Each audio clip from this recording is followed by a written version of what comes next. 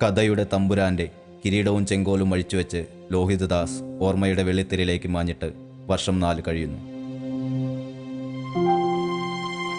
നാട്ടിടവഴികളിലെ ചിരപരിചിത ജീവിതങ്ങളായിരുന്നു നാട്യങ്ങളില്ലാതെ ലോഹിതദാസ് വെള്ളിത്തിരയിലേക്ക് പകർത്തിവെച്ചത്. എന്നാൽ അവ അനുഭവിപ്പിച്ച വൈകാരിക സംഘർഷങ്ങൾക്ക് തീവ്രത ഏറെയായിരുന്നു.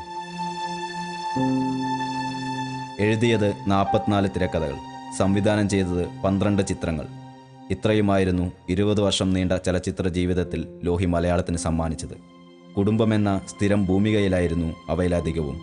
എന്നാൽ തനിയാവർത്തനമായിരുന്നില്ല അതിലൊന്നുപോലും. തലമുറയിലേക്ക് കൈമാറി കിട്ടിയ ഭ്രാന്തിൽ നീറിപ്പടഞ്ഞ ബാലൻ മാഷിൻ്റെ ആത്മസംഘർഷമായിരുന്നില്ല മേലെടുത്ത രാഘവൻ നായരുടേത്. ആണിനൊപ്പം നിവർന്നു നിന്ന് ജീവിതത്തെ പോരിന് വിളിച്ച കന്മതത്തിലെ ഭാനുവിൻ്റെ വഴിയിലെവിടെയുമായിരുന്നില്ല കസ്തൂരിമാനിലെ പ്രിയമതയുടെ നിൽപ്പ്. ഒന്നിനൊന്ന് വേറിട്ടു നിന്നവയായിരുന്നു ലോഹിയുടെ കഥയും കഥാപാത്രങ്ങളും.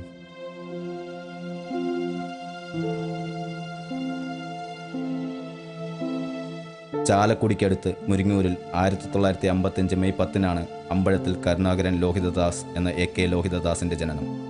എറണാകുളം മഹാരാജാസിൽ നിന്ന് ബിരുദ പഠനവും തിരുവനന്തപുരം മെഡിക്കൽ കോളേജിൽ നിന്ന് ലാബോറട്ടറി ടെക്നീഷ്യൻ കോഴ്സും പൂർത്തിയാക്കിയ ലോഹിതദാസ് കലാരംഗത്തേക്കെത്തുന്നത് നാടകത്തിലൂടെയാണ്.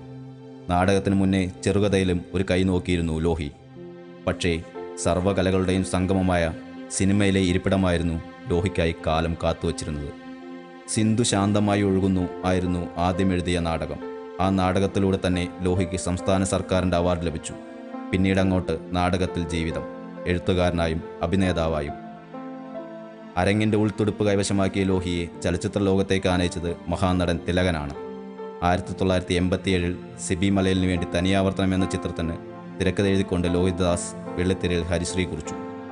പാരമ്പര്യമായിട്ടുള്ള ഭ്രാന്തിന് വഴങ്ങേണ്ടി വന്ന ബാലൻ മാഷിൻ്റെ വിഹ്വലതകളിൽ പ്രേക്ഷകർ നീറി. മികച്ച കഥയ്ക്കുള്ള സംസ്ഥാന അവാർഡ് തനിയാവർത്തനം ലോഹിക്ക് സമ്മാനിച്ചു. തുടർന്ന് പ്രേക്ഷകരുടെയും നിരൂപകരുടെയും പ്രിയം ഒരുപോലെ പിടിച്ചുപറ്റി കരുത്തുറ്റ തിരയെഴുത്തുകളുമായി ലോഹി മലയാള സിനിമയിൽ നിറഞ്ഞു. വളരെ പെട്ടെന്ന് തന്നെ. പക്ഷേ തനിയാവർത്തനത്തിന് ശേഷം ഒരു സംസ്ഥാന പുരസ്കാരം ലഭിക്കാൻ ഭൂതക്കണ്ണാടി വരെ ലോഹിക്ക് കാത്തിരിക്കേണ്ടി വന്നു. അർഹിക്കുന്ന അംഗീകാരം ലഭിക്കാത്തതിലുള്ള വിഷമം ലോഹി മറച്ചും വെച്ചില്ല. അങ്ങനെ ആദ്യകാലത്തൊക്കെ തോന്നിയിരുന്നു. കാരണം പൊതുവെ ഈ അംഗീകാരങ്ങൾ എന്ന് പറഞ്ഞൊരു ഭാഗ്യമാണ്, പലപ്പോഴും ഭാഗ്യമാണ്. മലയാള സിനിമയിൽ ഏറ്റവും കുറച്ച് അംഗീകാരം കിട്ടിയ ഒരാളാണ്. കാരണം എനിക്ക് ഒരു തിരക്കഥയ്ക്ക് ഒരു അംഗീകാരം കിട്ടാൻ വേണ്ടിയിട്ട് 11 വർഷം കാത്തിരുന്നു. 11 വർഷത്തിന് ശേഷമാണ് ആദ്യമായിട്ട് എനിക്ക് തിരക്കഥയ്ക്ക് അംഗീകാരം കിട്ടുന്നത്. ഭൂതക്കണ്ണാടി എന്ന ചിത്രമാണ്. ഇത് ആളുകൾ പറയുമ്പോൾ ആളുകൾ അയ്യോ അങ്ങനെയാണോ, അല്ലല്ലോ, അമരത്തിന് കിട്ടിയില്ലേ, ഭരതത്തിന് കിട്ടിയില്ലേ, അതിന് കിട്ടിയില്ലേ, കിരീടത്തിന് കിട്ടിയില്ലേ, തനിയാവർത്തനം കിട്ടിയില്ലേ, അങ്ങനെ ഒരുപാട് ചിത്രങ്ങൾ. അപ്പോൾ അങ്ങനെ എനിക്ക് അംഗീകാരങ്ങൾ പൊതുവെ കുറഞ്ഞു കിട്ടുന്ന ഒരാളാണ്. അതൊരു ഭാഗ്യമാണ്. പലപ്പോഴും അംഗീകാരങ്ങൾ എന്ന് പറഞ്ഞ ഒരാളുടെ ഭാഗ്യമാണ്. ചിലർക്ക് അംഗീകാരങ്ങൾ ഒരുപാട് കിട്ടാനുള്ള ഭാഗ്യമുണ്ട്. എനിക്ക് അംഗീകാരം കിട്ടാനുള്ള ഭാഗ്യം വളരെ കുറവാണ്. നാടകീയതയുടെ കടുംപിടുത്തങ്ങളില്ലാതെ പച്ചയായ മനുഷ്യരുടെ ആത്മസംഘർഷങ്ങൾ അതേ വൈകാരിക തീഷ്ണതയിൽ ലോഹി എഴുതിയപ്പോൾ സിനിമാ കൊട്ടയ്ക്കുള്ളിലെ ഇരുട്ടിൽ സേതുമാധവൻ്റെയും അച്ചൂട്ടിയുടെയും ഒക്കെ നൊമ്പരങ്ങൾ മലയാളിയുടെ ഉള്ളുപൊള്ളിച്ചു. വാടക ഗർഭപാത്രത്തെക്കുറിച്ച് മലയാളി കേട്ടു പരിചയിക്കുന്നതിനും വളരെ മുന്നേ അക്കഥയും പറഞ്ഞു ലോഹി ദശരഥത്തിലൂടെ. നെടുനീളൻ ഡയലോഗുകളിൽ ആർത്തട്ടഹസിച്ച് മീശ പിരിച്ച് ആണത്തത്തെ ദുർവ്യാഖ്യാനം ചെയ്യുന്നവരായിരുന്നില്ല ലോഹിയുടെ നായകന്മാർ. സിനിമയിൽ നായകരെങ്കിലും നെൽപ്പുതറ വിട്ടുയരാൻ അവരെ ലോഹി ഒരിക്കലും അനുവദിച്ചുമില്ല. പരാജയപ്പെട്ടവരായിരുന്നു ലോഹിയുടെ നായകരിൽ ഏറെയും. ജീവിതത്തിൽ എന്ന പോലെ നായികമാർ ആൺനിഴലിൽ മറക്കപ്പെടുന്നവരുമായിരുന്നില്ല. സ്വന്തമായ അസ്തിത്വമില്ലാത്ത കഥാപാത്രങ്ങളോട് ഒരിക്കൽ പോലും ലോഹം കൂടിയതുമില്ല മലയാളിയുടെ ഈ പ്രിയ ചലച്ചിത്രകാരൻ. ഒരു വരി സംഭാഷണം മാത്രമേ ഉള്ളൂവെങ്കിലും കഥാപാത്രങ്ങൾക്കെല്ലാം നിർവചിക്കപ്പെട്ട തനത് ഇടമുണ്ടായിരുന്നു. ഉപാധികളില്ലാത്ത സ്നേഹത്തിൽ വിശ്വസിക്കുന്നവരായിരുന്നു കഥാപാത്രങ്ങളെല്ലാം, ലോഹിയെപ്പോലെ. പ്രണയം ഒരു ഉപാധികളുമില്ലാത്തതാണ്. എൻ്റെ പ്രണയം എപ്പോഴും അങ്ങനെയാണ്. അതിനൊരു ഉപാധികളുമില്ല, അതിനൊരു അതിർവരമ്പുകളില്ല. സ്നേഹം എന്ന് പറയുന്നത് ഒരു സ്വഭാവമാണ്. ആഴവും പരപ്പുമുള്ള ജീവിതങ്ങളുടെ വേഷപ്പകർച്ചകളാടാൻ മോഹൻലാലും മമ്മൂട്ടിയും അടക്കമുള്ളവർക്ക് ലോഹിയുടെ എഴുത്തിടമൊരുക്കി. തനിയാവർത്തനം, അമരം, വാത്സല്യം, ഭൂതക്കണ്ണാടി തുടങ്ങിയ ചിത്രങ്ങൾ മമ്മൂട്ടിയിലെ അഭിനേതാവിന് മൂർച്ച കൂട്ടിയപ്പോൾ കിരീടം, ചെങ്കോൽ, ഭരതം, കമലദളം, കന്മദം തുടങ്ങിയവ മോഹൻലാലിൻ്റെ പകർന്നാട്ടങ്ങൾക്ക് തിളക്കമേറ്റി. വാർപ്പു മാതൃകകളിൽ സവർണ നായകന്മാർ അരങ്ങുവാഴുമ്പോൾ ജാതീയവും തൊഴിൽപരവുമായ വ്യത്യസ്തത അനുഭവിപ്പിച്ചും ലോഹി വേറിട്ട് നിന്നു. ആശാരിയും മൂശാരിയും കൊല്ലനും അരയനും വേശ്യയും കൊലയാളിയുമെല്ലാം ലോഹിയുടെ തൂലികയിലൂടെ വെള്ളിത്തെരയിലെത്തി തലയുയർത്തിപ്പിടിച്ച് ജീവിതം പറഞ്ഞു. ഡ്രൈവർമാരും കൂട്ടിക്കൊടുപ്പുകാരും കൊച്ചുകുട്ടികളുമെല്ലാം സിനിമയിൽ സാഹിത്യം പറഞ്ഞ കാലത്ത് ലോഹിയുടെ കഥാപാത്രങ്ങൾ സംസാരിച്ചത് അവരവരുടെ ജീവൻ്റെ വർത്തമാനമായിരുന്നു. പച്ചയായ പറച്ചിലുകൾ, അതൊരിക്കലും അശ്ലീലവുമായിരുന്നില്ല. ചില ന്യൂ ജനറേഷൻ തിരഭാഷ പോലെ. അച്ഛനും അമ്മയ്ക്കും ഇടമില്ലാത്ത ന്യൂ ജനറേഷൻ കാലമാണ് വരാനിരിക്കുന്നതെന്ന് ലോഹി അന്നേ പറഞ്ഞിരുന്നു. എനിക്ക് തോന്നുന്നു ഈ അടുത്ത തലമുറ അനുഭവിക്കാൻ പോകുന്ന ഏറ്റവും വലിയ ചോദ്യം എന്ന് പറയുന്നത് അച്ഛനെയും അമ്മയെയും എന്ത് ചെയ്യും. ഇന്ത്യ അഭിമുഖീകരിക്കാൻ പോകുന്ന ഏറ്റവും വലിയ ഒരു പ്രശ്നം വെച്ചിട്ടുണ്ടെങ്കിൽ പ്രായമായവരെ എന്ത് ചെയ്യും എന്നുള്ളതായിരിക്കും. കാരണം അങ്ങനത്തെ ഒരു അവസ്ഥയിലേക്ക് നമ്മൾ പതുക്കെ നീങ്ങുകയാണോ എന്നെനിക്ക്.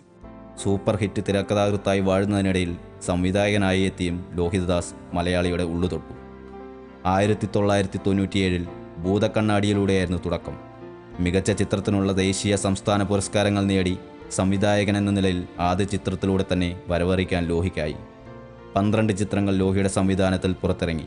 പലതും സാമാന്യം വിജയങ്ങളുമായിരുന്നു.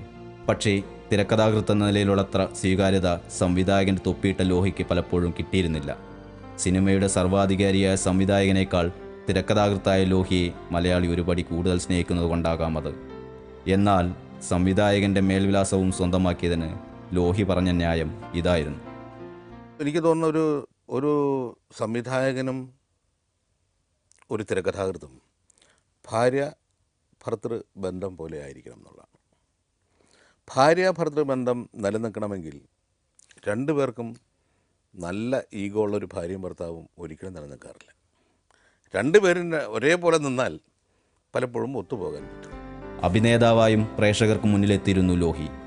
ആധാരത്തിൽ ചീട്ടുകളിക്കാരനായി ആദ്യമായി ക്യാമറയിൽ മുഖം കാട്ടിയ ലോഹി സ്റ്റോപ്പ് വയലൻസ്, വീണ്ടും ചില വീട്ടുകാര്യങ്ങൾ, ദി ക്യാമ്പസ്, ഉദയനാണ് താരം എന്നീ ചിത്രങ്ങളിലും വേഷമിട്ടു. പുതുമുഖങ്ങളുടെ രാശിയുമായിരുന്നു ലോഹി. അരയന്നങ്ങളുടെ വീട്ടിലൂടെ ലക്ഷ്മി ഗോപാലസ്വാമിയും, സൂത്രധാരനിലൂടെ മീര ജാസ്മിനും, നിവേദ്യത്തിലൂടെ ഭാമയും വിനുവുമൊക്കെ ലോഹിയുടെ കയ്യും പിടിച്ചാണ് അഭ്രപാളികളിൽ ചേക്കേറിയത്. വെള്ളിത്തിരയിൽ മലയാളി വീണ്ടും കാണാൻ കൊതിക്കുന്ന മഞ്ജു വാര്യരിലെ മികച്ച നടിയെ ആദ്യം തിരിച്ചറിഞ്ഞതും ലോഹിയായിരുന്നു. പറഞ്ഞതിലേറെ പറയാനുണ്ട്, ഇനിയും കഥകളെന്ന് പലപ്പോഴും പറഞ്ഞിരുന്നു ലോഹി. ആ കഥകൾക്കായി മലയാളി കാത്തിരിക്കുകയും ചെയ്തിരുന്നു. എന്നാൽ സ്വപ്ന പദ്ധതിയായ ഭീഷ്മരെ കടഞ്ഞെടുക്കുന്നതിനിടയിൽ കാലം ലോഹിയെ മടക്കി വിളിച്ചു. ഒരു മഴക്കാലത്ത് 2009 ജൂൺ 28 കേരളം ഒന്നടങ്കം വിതുമ്പി ആ വാർത്തയറിഞ്ഞു.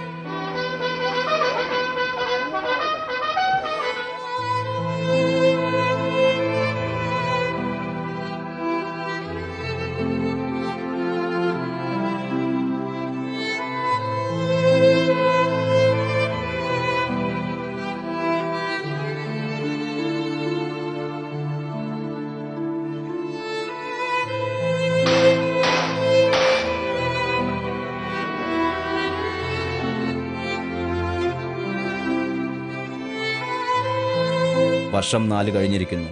എങ്കിലും അമരാവതിയുടെ പൂമുഖത്ത് 1000 കഥകളുമായി ലോഹി ഇപ്പോഴുമുണ്ടെന്ന് വിശ്വസിക്കാനാണ് മലയാളിക്കിഷ്ടം.